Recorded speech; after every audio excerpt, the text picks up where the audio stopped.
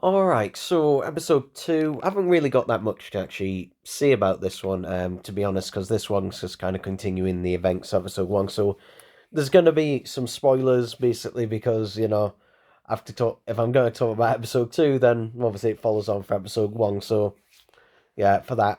Though I will keep episode 2 basically spoiler free for the most part, so this episode takes place a week after the previous episode. So yeah, it's running in real time.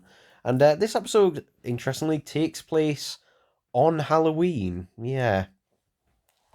So Lex, see, who is Junior's girlfriend, is throwing a party, and can I just say, the how like apart from Jake, everyone's fucking houses in this series are massive, like mansion level bloody sized houses.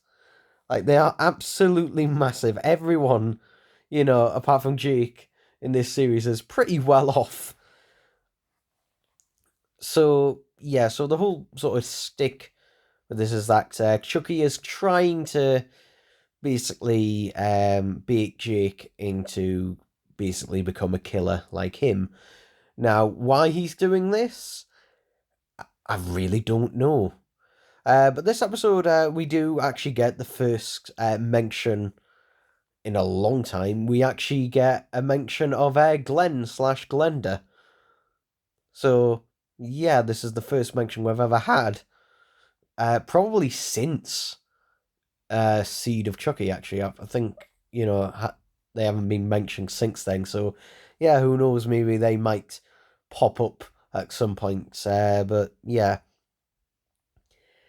I will say, what I kind of went on last time is like the puppetry on Chucky isn't quite as good. For example, he seems to lack the ability to be able to point his finger anymore in this. He just, for example, when he's pointing, he just kind of points his whole hand.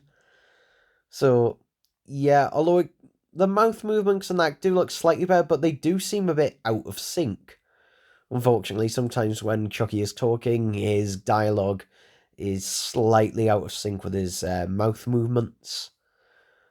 So that is slightly disappointing. But yeah, it is nice though that we do get Brad Dourif talking a lot more as Chucky, and they don't make as such a big thing about hiding it.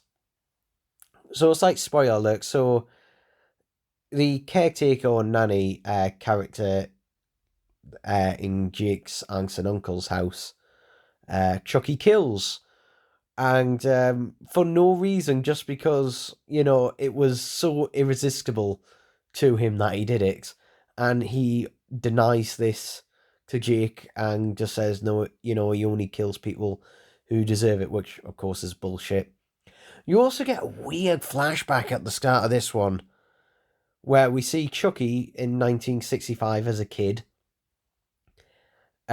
putting a razor in an apple and then proceeding to, take a bite out of the apple, and obviously he's bleeding from the mouth, and he's weirdly enjoying it, just like, no, that's Brad, just like, no, why? Just like, why? Like, Chucky, does not enjoy inflicting pain on himself. He's not one of those characters, so yeah. But we do see it pay off slightly later, where Chucky goes out trick or treating with a Hello Kitty mask and gives a woman an apple with a razor in it. And when she gives the description, obviously the officer she knows that it clearly is Chucky. So yeah, obviously things are still in their early days yet, and obviously and so far only Jake knows that Chucky is alive. Now, I did say last time I couldn't really see why everyone kind of thought Lexi was a bitch.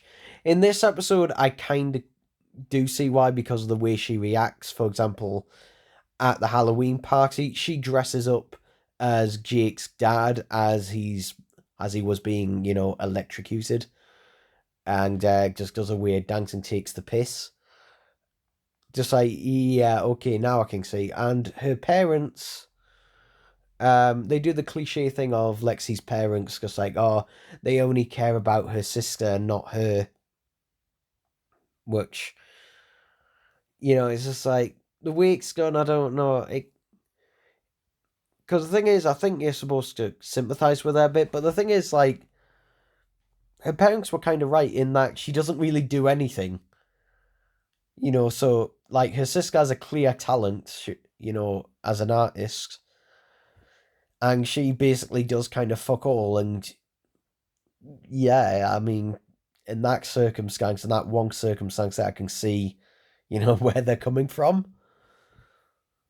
But then there's not really a lot to talk about in this one. It's just like moving slowly, towards that. And obviously, Jake has a lot of fucked up things in his head because of a lot of fucked up things happening to him. So, yeah, I haven't really got anything else to say. Overall, I did pretty enjoy this episode. It was nice to have, a lot more Chucky actually talking and doing stuff in this episode. But yeah, there we go.